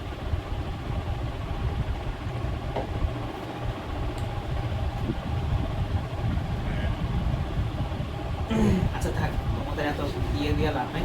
আচ্ছা আচ্ছা, এই যে আমরা এখানে বলছিলাম যে রক্ত, এই যে এখানে কি হয়, এখান থেকে এখানে এসে কতক্ষণ পর্যন্ত ব্যাপারটা চলতে থাকে। আগে আমি বুঝেছিলাম যখন এর মধ্যে 100 হলো, হ্যাঁ তখন পর্যন্ত চলতে থাকে। আর এই যে 100 হলো, এই 100 হওয়ার পেছনে মূল অবদান হচ্ছে এই ভৌত দ্রবণরূপে যতটুকু চাই অতটুকু। এখানে দুই ভাবে রক্ত যায় না, কিন্তু এইভাবেই ওই 100-র পিছনে দেয়, এটা তেমন একটা দাঁড়িয়ে না। তাহলে বলো, এই যে রক্তের মধ্যে যে রক্তের ঘনত্ব বা এত বেশি, বা এটার মূল কে, মানে মূল চাপটা নিয়ন্ত্রণ করে কে? রক্তের মধ্যে যে অক্সিজেনের চাপ, এটা নিয়ন্ত্রণ করে ভৌত দ্রবণরূপে যতটুকু যাচ্ছে অতটুকু। বুঝাইতে পারছি কথাটা? এটাই লেখছে, এই যে দ্রবীভূত অংশই, মানে এই যে এখানে যতটুকু দ্রবীভূত হয়, দ্রবীভূত অংশ 100 মিটার চাপ সৃষ্টির জন্য দায়ী। তার মানে এখানে এই যে এটা রাসায়নিক দ্রবণ রূপে যেটা বললাম যে নৌকা পেবে, ওটা কোনো চাপ সৃষ্টিতে বা বেশি মাত্রায়, কারণ ওটা যৌগ হয়ে গেছে, ও আর ফ্রি অক্সিজেন না। আমার এখান থেকে এখানে যখন দেখবো, ও বলবে যে এটা তো ফ্রি অক্সিজেন আসছে, ও বলবে আমার এখানে ফ্রি অক্সিজেনের সাথে আমি কম্পেয়ার করবো, ওকে যৌগ গঠন করে অক্সিজেনের সাথে কম্পেয়ার করবে না। বুঝছো ব্যাপারটা? এই জন্য এখানে ফ্রি অক্সিজেনটাই বলছে। এখানে কিন্তু অক্সিজেন ফ্রিলি যাচ্ছে, বলছো নিজে যে সাঁতার কাটে যাচ্ছে, তার মানে ফ্রিলি যাচ্ছে না, আর এখানে কোনো যৌগ গঠন করে যাচ্ছে। তাহলে ফ্রিলি যতটুকু যাচ্ছে অতটুকুই আমার চাপ সৃষ্টি করতেছে, বা অতটুকুই মূল জিনিসটা করতেছে। বাট যে কোনো কিছু যুক্ত হয়ে গেছে, সে আর তো অক্সিজেন নাই, সে অন্য কিছু হয়ে গেছে, সে আর অক্সিজেনের চাপের মধ্যে নাই। আমি কি বুঝতে পারছি ব্যাপারটা? রিপিট করবা, যদি না বোঝা অবশ্যই, ঠিক আছে? তবে সামান্য পরিমাণ, খুব সামান্য বলে টিস্যু কোষে অক্সিজেন সরবরাহের কাজে বেশি ভূমিকা পালন করে না। আচ্ছা তাই এইটা লাগবে না, তুমি শুধু এই যে এটা দাগে রাখছে, এইটুকু আসলে লাগবে, এটা তেমন কোনো কাজের না, ঠিক আছে? পরে এইটুকু। এবার আসলে রাসায়নিক দ্রব্য, ঠিক আছে? কেমিক্যাল। ওকে, আচ্ছা কেমিক্যাল রূপে কেমনে যায়, ঠিক আছে? কেমিক্যাল রূপে প্রথমে আমরা দেখলাম ভৌত দ্রবণ বলতে কি, এই যে এখান থেকে অক্সিজেন সমৃদ্ধ অক্সিজেনটা রক্তে আসে, জাস্ট রক্তের সাথে, রক্ত রসের সাথে মিশে যায়, রক্তের যে লিকুইড ভার্সন তার সাথে মিশে যায়। আর দুই নাম্বারটা যেটা আছে, সে রক্তে এসে কিছু না কিছুর সাথে যুক্ত হবে। কিসের সাথে যুক্ত হয়? সে মূলত লোহিত রক্তহীনতা ছিল, ওই লোহিত রক্তের মধ্যে হিমোগ্লোবিন থাকে ছিল, একটু আগে যেটা কথা বলি, হিমোগ্লোবিনের সাথে সে বাইন্ড করে। কি করে? তাহলে বলো কি হয়? আমরা রাসায়নিক যৌগরূপে কিভাবে হয়, এক প্রকার তো একটু আগে দেখছিলাম ভৌত দ্রব্য, যেখানে রক্তটা টুক করে যে রক্তের সাথে মিশে, রক্ত রসের সাথে মিশে যায়, কারোর সাথে যৌগ গঠন করে না। আর দুই নম্বর হচ্ছে রাসায়নিক যৌগরূপে, মানে সে রক্তে যে প্রথমে লোহিত রক্তকণিকা হিমোগ্লোবিনের সাথে অ্যাড হয়ে অক্সি হিমোগ্লোবিন গঠন করে। কি গঠন করে? Oxy haemoglobin. ওর নাম অক্সিজেন, যোগ হয়েছে হিমোগ্লোবিনের সাথে, নতুন যোগের নাম অক্সি হিমোগ্লোবিন। ঠিক আছে, ওকে। আচ্ছা, তাহলে এবার আসো, অক্সিন রক্তে প্রবেশের পর লোহিত কণিকায় অবস্থিত হিমোগ্লোবিনের সাথে যুক্ত হয়ে অক্সি হিমোগ্লোবিন গঠন করে। ঠিক আছে, এই মূল কথা হচ্ছে এটা। এই দেখো এখানে এই বিক্রিয়াটা লিখছে, এই যে হিমোগ্লোবিন, তারপর অক্সিজেন, এই যে অক্সি হিমোগ্লোবিন, এটাই। এখন এখানে কয়েকটা বিষয় আছে। একটা হিমোগ্লোবিন, আমরা হিমোগ্লোবিন স্ট্রাকচারে যখন দেখবো, আমরা হিমোগ্লোবিন স্ট্রাকচার দেখবো, এই যে একটা, এইটি পুরোটা একটা হিমোগ্লোবিন। দেখো একটা হিমোগ্লোবিনের ভাগ কয়টা? 4টা হিমোগ্লোবিন, প্রত্যেকটা ভাগে একটা করে অক্সিজেন নিতে পারে, তাহলে 4টা অক্সিজেন নিতে পারছে। ঠিক আছে, এটাই বলে যে 4টা অক্সিজেন। আর এই যে এটা 4টা হাত বুঝেছে যে হিমোগ্লোবিন 4, মানে হিমোগ্লোবিন জিনিসটাই 4টার সাথে একসাথেই থাকে। ওই যে 4 খন্ড, ওইটাই পুরোটাই হিমোগ্লোবিন, 4টা খন্ড। ঠিক আছে, এই যে HB4 লাইন, এটার সাথে 4টা অক্সিজেন পর্যন্ত যুক্ত হতে পারে। ওদের ভাই সিরিয়াল দেখালাম, তো এই যে 4টা অক্সিজেন। ঠিক আছে, আচ্ছা, এটি এক ধরনের শিথিল যৌগ যা অক্সিজেন চাপ হলে পুনর্বিযুক্ত হয়ে রক্ত অক্সিজেন চাপ এটা লাগবে না। তাহলে এই যে গঠন করে এবং এইভাবে রক্ত পরিবাহিত হয়। শুধু একটু কথা লিখবে, তোমরা যতটুকু তোমাদের দরকার, উল্টাপাল্টা কথা কোনো দরকার নেই। আর এই বিক্রিয়াটা অবশ্যই দেওয়া লাগবে। শেষ। ঠিক আছে, তাহলে এই দুটো লাইন বুঝছি আমরা। আচ্ছা, এবার আমাদের একটু কঠিন ধরনের, এবং যেটাকে আমাকে বুঝতে হবে, একটু মাথা ঠান্ডা করে বুঝতে হবে। ঠিক আছে, এটা আমাদের একটু কঠিন ধরনের, অনেক ব্যাপার স্যাপার আছে, এটা আমরা বুঝবো। ওকে, আসুন। কার্বন ডাই অক্সাইড পরিবহন, এই যে CO2, এবার আমরা দেখবো CO2 কেমনে পরিবহন হয়। এখানে দেখলাম O2 কেমনে। আচ্ছা, এটা কেমনে পরিবহন, এটার কোনো চাপ নাই, দেখলাম যে কেমনে হয়েছে, চাপ আছে আসলে। আচ্ছা, ভৌত দ্রবণ রূপে কেমনে হয়েছে, রাসায়নিক জীবনে কেমনে হয়েছে। ঠিক আছে, আচ্ছা, এবার হচ্ছে কার্বন ডাই অক্সাইডের পরিবহন। কার্বন ডাই অক্সাইড 3 ভাবে হয়। কয় ভাবে? ভৌত দ্রবণ রূপে ওই আগের মতনই কোন একটা টাইপ কার্বামিনো যৌগ, তার মানে এখানে একটা যৌগের মাধ্যমে জানা হচ্ছে কার্বামিনো যৌগ। বাইকার্বনেট যৌগ, মানে এখানে দুইটা যৌগের মাধ্যমে হয়, মানে দুইটা ভাবে আরো ইয়ে হয়, আর ভৌত দ্রবণ রূপে আমরা দেখবো যে প্রত্যেকটা ফিগার যেগুলো দেখতে পাচ্ছি ওগুলো পরীক্ষাতে দিতে হয়। ঠিক আছে, ম্যান্ডেটরিলি দিতে হয়। ঠিক আছে, এইভাবেই মাস্ট, এটার উপরই নাম। আচ্ছা, দেখ হিমোগ্লোবিন। শর্করা জারণের সময় কোষে কার্বন ডাই অক্সাইড সৃষ্টি হয়। এটা কি দেখছে কে বলতো? শর্করা জারণের সময় কোষে কার্বন ডাই অক্সাইড সৃষ্টি হয়, অনেকবার পড়াইছে।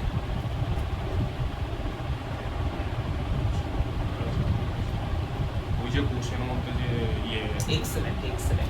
এই যে বললাম, কোষের মধ্যে কি হয়, আমার অক্সিজেন আসে, কোষের মধ্যে যে খাদ্য থাকে, খাদ্যের মধ্যে বুঝেছিলাম গ্লুকোজ। এই গ্লুকোজটাই শর্করা বলে। গ্লুকোজ কার্বোহাইড্রেট, ওই গ্লুকোজের সাথে এই অক্সিজেন মিলে আমি বলছিলাম এখানে জারণ, বারবার বলছিলাম জারণ প্রক্রিয়া, বলছিলাম না জারণ, এই যে এখানে জারণ প্রক্রিয়া। ঠিক আছে, জারণ প্রক্রিয়া, তখন তাপ, শক্তি অনেক কিছু হয় এবং কার্বন ডাই অক্সাইড বের হয়ে যায়। ঠিক আছে, এটাই লিখছে যে শর্করা জারণের সময় কার্বন ডাই অক্সাইড সৃষ্টি হয়। তাহলে এই যে কার্বন ডাই অক্সাইড সৃষ্টি হচ্ছে, এটা বের হয়ে যাবে, এই যে এখান থেকে শুরু হবে। ওকে, আচ্ছা, কোষ থেকে কার্বন ডাই অক্সাইড রক্তে পরিবাহিত হয়ে, যে কোষ থেকে কার্বন ডাই অক্সাইড রক্তে পরিবাহিত হয়ে ফুসফুসে চলে যায়। খেয়াল করছো? এই যে কই, ফুসফুস থেকে বায়ুতে বিভক্ত, তারপর ফুসফুস থেকে বায়ুতে বিভক্ত। ক্লিয়ার? এটা তোমরা বুঝছি। ওকে, নিচে বলতে বিভিন্ন কার্বন ডাই অক্সাইড রক্ত পড়ে, তাই আমরা দেখবো যে এই যে এখানে এই যে কার্বন ডাই অক্সাইড কিভাবে রক্তে পড়ে যায়। ঠিক আছে, এই যে এখানে কেমনে পরিবাহিত হচ্ছে। ওকে, আচ্ছা, ভৌত দ্রবণ। তাহলে ভৌত দ্রবণ রূপে আগে কি বলছি, যে এই জিনিসটা কোনো যৌগ গঠন করে না, জাস্ট ওই রক্ত রসের সাথে মিশে থাকে, তাই না? ভৌত মানে তো এটাই বুঝছে। ভৌত মানে তার ভৌত অবস্থায় বলতে তার ফিজিক্যাল অবস্থা, মানে সে যেমন আছে এমনই থাকে। কিছুকে দেখছিলাম অক্সিজেন হিমোগ্লোবিন হয়ে গেছিল, আবার অক্সিজেন যখন র অবস্থায় থাকে তখন থেকে ভৌত দ্রবণ। এমনি কার্বন ডাই অক্সাইড যখন র অবস্থায় থাকে তখন ভৌত দ্রবণ। তাহলে ভৌত দ্রবণ কি? এই যে কিছু পরিমাণ, মাত্র 5%।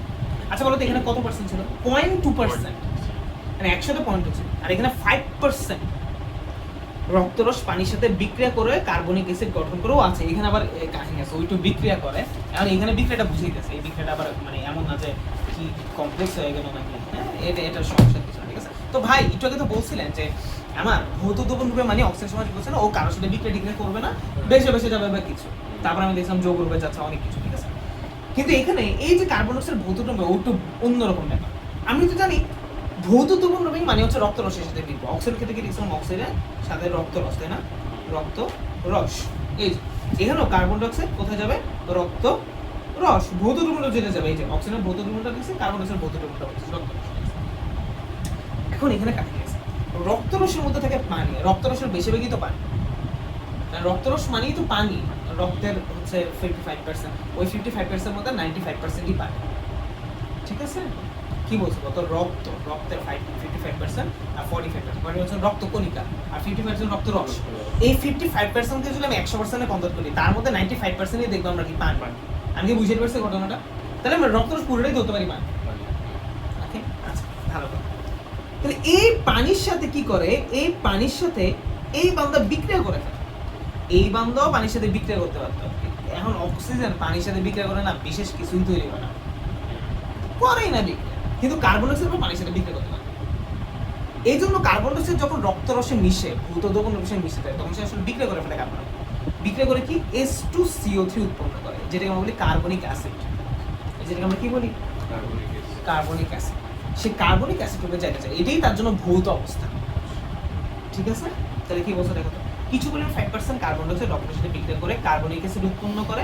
এই যে H2 carbon die carbonic acid উৎপন্ন করে, এই বিক্রিয়ায় কার্বনিক অ্যানহাইড্রেজ এনজাইম প্রোডাক্ট হিসেবে কাজ করে। এই যে এখান থেকে এই যে অক্সিজেনের সাথে কার্বন ডাই অক্সাইডের সাথে যে পানি বিক্রিয়া করে কি উৎপন্ন হয়েছে, H2CO3 উৎপন্ন হয়েছে না? এই বিক্রিয়ায় কার্বনিক অ্যানহাইড্রেজ এই এনজাইমটা কাজ করে। এটা এনজাইম, এই এনজাইমের কথা মাথায় রাখো, স্ট্যামাক্স দিয়ে রাখো, একটু পরে এটা কাজে লাগে। তারা বলে এখানে কি হয়েছে, ভূত দ্রবণরূপে কেমনে যায়, কার্বন ডাই অক্সাইড কেমনে ভূত দ্রবণরূপে যায়, পানির সাথে বিক্রিয়া করে। রক্তরসের সাথে মিশে, রক্তরস মানে পানি, পানির সাথে বিক্রিয়া করে কার্বনিক অ্যাসিড তৈরি করে, কার্বন অ্যাসিড রূপে যায়। 5% রক্ত এমন হয়। ঠিক আছে, এবং কার্বনিক অ্যাসিড তৈরি করে কোন এনজাইমটা কাজ করে? Carbonic anhydrous. আমি কি বলছি তার কথা মনে রাখতে, এই কার্বনিক অ্যানহাইড্রেজের কথা মনে রাখতে। ঠিক আছে, তোমরা আবার ঝিমিয়ে বলো, এই ঝিমিয়ে কথা আমার বেটা। আমি তো বুঝতে পারছি না। আচ্ছা এমনি বললাম। আচ্ছা এবার দেখো, প্রতি 1000 কার্বন ডাই অক্সাইড অণুর মধ্যে এক অণু H2CO3 দ্রবণ রূপে উপস্থিত থাকে। এই দেখো, এই যে আমি একটু আগে বললাম যে এটা হচ্ছে, এটা খুবই কম। প্রতি 1000 মানে প্রতি 1000 কার্বন ডাই অক্সাইডের মধ্যে মাত্র একটি কার্বন ডাই অক্সাইড এই কাহিনীটা করে যে H2CO3 ফর্মে যায়। ঠিক আছে, সুতরাং কার্বন ডাই অক্সাইড খুব সামান্য অংশ H2CO3 এর পরিবেশ হয়, আর বাকি অংশ কি ওই যে নিজে নিজে সাঁতার কাটে অক্সিজেনের মধ্যে। বুঝছো ব্যাপারটা? ওকে, আমি আবারও রিপিট করবো পুরোটা পড়ার সমস্যা। একটু পর্যন্ত অক্সিজেন এই দুইটার এটা বুঝছো তো? আচ্ছা এবার আসো কার্বামিনো যৌগ, এখন থেকেই খেলা শুরু। এই যে পুরোটা কার্বামিনো যৌগ, তারপর হচ্ছে এটা কিন্তু খুব মাথায় রাখবে। ঠিক আছে, তাজবির খুব মনোযোগ দিয়ে পড়তে হবে, ঠিক আছে?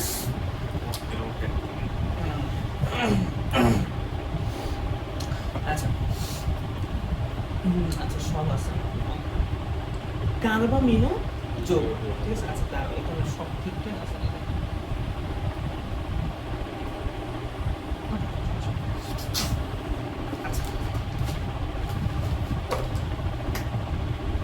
তোমাদের আগে যেই জিনিসটা একটু দেখাই, তারপর আমি এখানে আসতেছি, ফিরে আসতেছি। ঠিক আছে, ফিরে আসবো আমি তোমার পাড়ায়, তুমি থেকে দাঁড়িয়ে ঝুল বেড়াম ভাই। বল এটা কারে গান?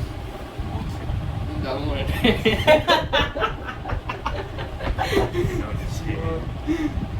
জীবন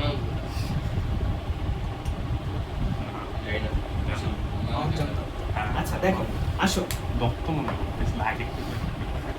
ওকে, এখন যে আমি তোমাদেরকে এটা আমি ভুলে গেছি, কি জানি পরে দিয়েছিলাম। ও হ্যাঁ মনে পড়ছে। তাহলে কার্বামিনো যৌগ খুব ভালো মতো বুঝতে হবে।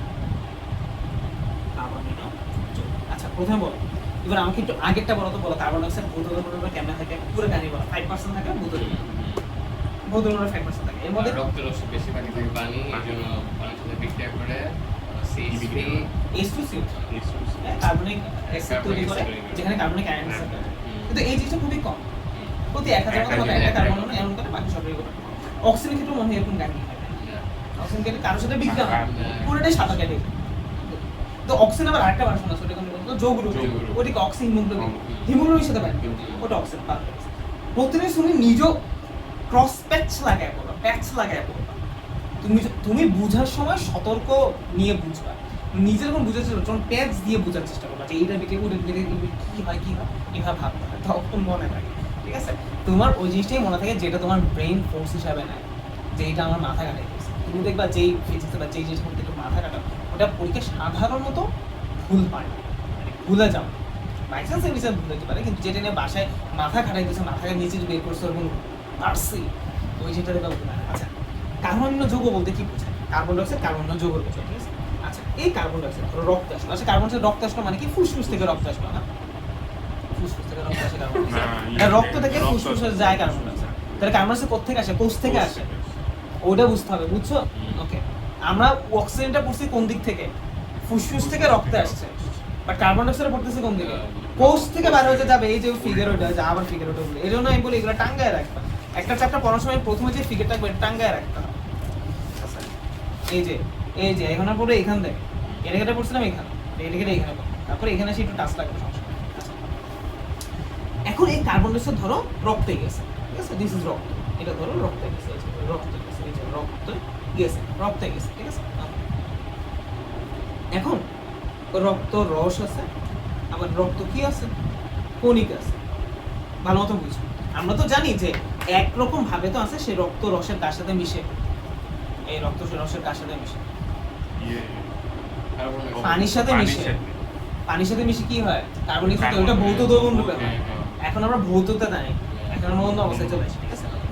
সেখানেও দুইটা ভার্সন, সেখানেও রক্ত রসের কাহিনী আছে, এবার বুঝবো যে তো এটা আগে বুঝাই, তারপর এটা আমরা কার্বনের যোগ রূপে বুঝেছি, ওটার কথা ভুলে চলে। এখন রক্ত কয়টা কণা থেকে? দুইটা কণা, রক্ত রস আর রক্তকণিকা। আচ্ছা, রক্তকণিকার মধ্যে কি? আমি রক্তকণিকার মধ্যে কি আছে? আরবিসি আছে। আরবিসির মধ্যে কি আছে? হিমোগ্লোবিন আছে, ঠিক আছে? এই হিমোগ্লোবিনের সাথে অক্সিজেন যোগ হয়েছে, একটু আগে আমাদের কার্বন ডাইঅক্সাইড যোগ হয়, ঠিক আছে?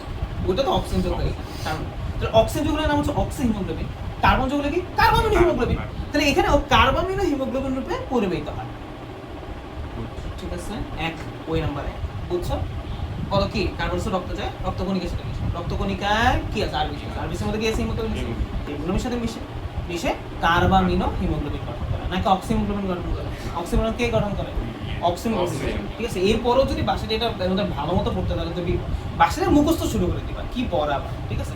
এখান থেকে পড়া বুঝে নিতে হবে। আবারও বলতেছি, বাসায় যায় ভালো মতো বুঝবো, এই তথ্য মাথায় রেখে এখানেই যায় দরকার একটু বেশি টাইম দাও, দরকার আমরা একটু কম একটা চ্যাপ্টার বেশি লেকচার নিয়ে পড়ি, কিন্তু বাসায় ওটা বোঝাতে বাসায় ছোটস্থ মুখস্থ।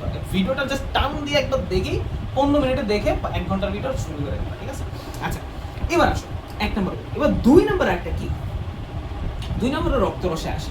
আমি আবারও বলছি, এটার কথা ভুলে যাও, পরে আসো। রক্ত রসকে আমরা প্লাজমা বলি। প্লাজমা কি বলি? প্লাজমার মধ্যে অনেক প্রোটিন থাকে। বলো তো কি থাকে? প্রোটিন, মানে আমি যেহেতু জিনিস থাকে, এই প্রোটিনের সাথে কার্বন ডাইঅক্সাইড মিলে, তাহলে কি কার্বামিনো প্রোটিন কি হয়? Carbamino protein. তাহলে এখানে কি কার্বামিনো হিমোগ্লোবিন হয়, আর এখানে রক্তরসের মানে তথা প্লাজমার প্রোটিনের সাথে মিলে কার্বামিনো প্রোটিন হয়। এই যে কার্বামিনো হিমোগ্লোবিন এবং কার্বামিনো প্রোটিন, এই দুটোকে একসাথে কার্বামিনো যৌগ বুঝি। ঠিক আছে, বুঝি নাই আমরা? বুঝি। ঠিক আছে? তো ভাই, রক্তরসে যদি প্লাজমার সাথে মিশে, তাহলে আগেরটা কি বুঝিয়েছিলেন? আগেরটাও রক্তরসে যায়, কিন্তু ও রক্তরসে পানির সাথে মিশে, ওই পানির সাথে মিশেটাকে ভৌত হিসেবে কনসিডার করে, আর প্লাজমার সাথে মিশেটাকে, প্লাজমার প্রোটিনের সাথে মিশেটাকে যৌগ হিসেবে কনসিডার করে। আর কি বুঝতে পারছেন ব্যাপারটা? এই যে এখানে কি সাথে মিশে? প্লাজমার প্রোটিন আছে। প্লাজমা মানে রক্তরসের মধ্যে কিছু প্রোটিনও আছে। ভৌত যৌগ হবে তখন কি রক্তরসে শুধু পানির সাথে বিক্রিয়া করছিল, তাই না? আর যখন কার্বনীয় যৌগ হবে তখন রক্তরসের কার সাথে বিক্রিয়া করে? প্রোটিনের সাথে বিক্রিয়া করে, আর রক্তকণিকা আরবিসি তোমার হিমোগ্লোবিনের সাথে বিক্রিয়া করে। বেসিক কাহিনী বুঝছো? এবার আমরা একটু মানে ভেতরের দিকে যাওয়ার চেষ্টা করবো, ঠিক আছে? ভিতরে ঢুকে যাবে। কিসের ভিতরে ঢুকতে হবে? এমনি তো গর্তে ঢুকে আছে, তাই না? অফ করে আবার